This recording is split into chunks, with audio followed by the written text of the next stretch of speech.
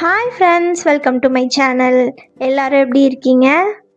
உங்கள் வீட்டில் குழந்தைங்க இருக்காங்களா? அப்போ இந்த வீடியோ உங்களுக்கு தாங்க. நீங்கள் டெய்லியும் இட்லி, தோசை, பூரி, பொங்கல்னு உங்கள் குழந்தைங்களுக்கு பிரேக்ஃபாஸ்ட் கொடுக்குறீங்களா? நாளையிலேருந்து நான் சொல்கிற மாதிரி ட்ரை பண்ணி பாருங்கள். ஈஸியாகவும் இருக்கும், ஹெல்த்தியாகவும் இருக்கும், டேஸ்டியாகவும் இருக்கும்.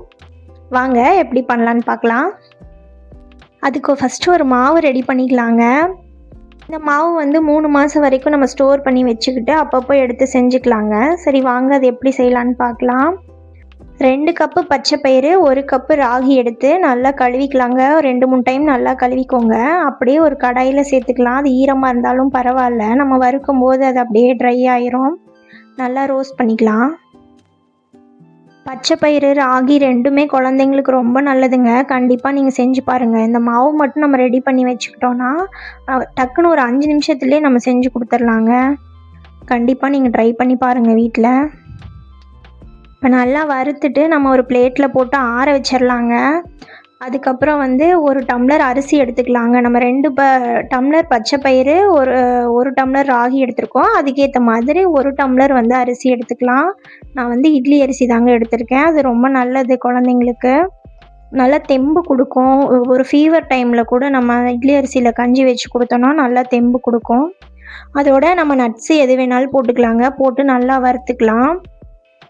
வறுத்து நல்லா ஆற வச்சுட்டு நம்ம பொடி பண்ணிக்கலாங்க. கொஞ்சம் சூடாக இருந்தால் கூட அந்த பொடியோட வாசம் மாறிடும். நம்ம அரைச்சாச்சுங்க. வாங்க அதில் எப்படி கஞ்சி வைக்கிறதுன்னு பார்க்கலாம். இந்த மாவுலேருந்து ஒரு 3 ஸ்பூன் நான் எடுத்திருக்கேன். நல்லா தண்ணி ஊற்றி கரைச்சிட்டு அதுக்கப்புறமா நம்ம அடுப்பில் வச்சு காய்ச்சலாங்க. இது வந்து ரொம்ப சிம்பிளாக இருக்குங்க.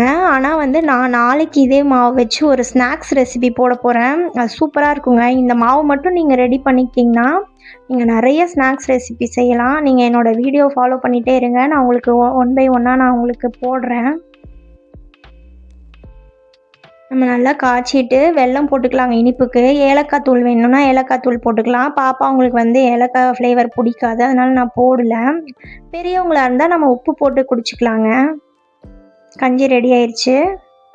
இந்த மாதிரி ஹெல்த்தியாக குழந்தைங்களுக்கு என்னென்ன கொடுக்கலாம் அப்படின்ட்டு நான் ஒரு லிஸ்ட் வச்சுருக்கேங்க. அதெல்லாம் நம்ம அடுத்தடுத்து வர்ற வீடியோவில் பார்க்கலாங்க. இந்த மாதிரி வீடியோஸ்லாம் உங்களுக்கு பிடிக்கும்னா நம்ம சேனலை சப்ஸ்கிரைப் பண்ணிக்கோங்க. லைக் பண்ணுங்கள், ஷேர் பண்ணுங்கள், கமெண்ட் பண்ணுங்கள்.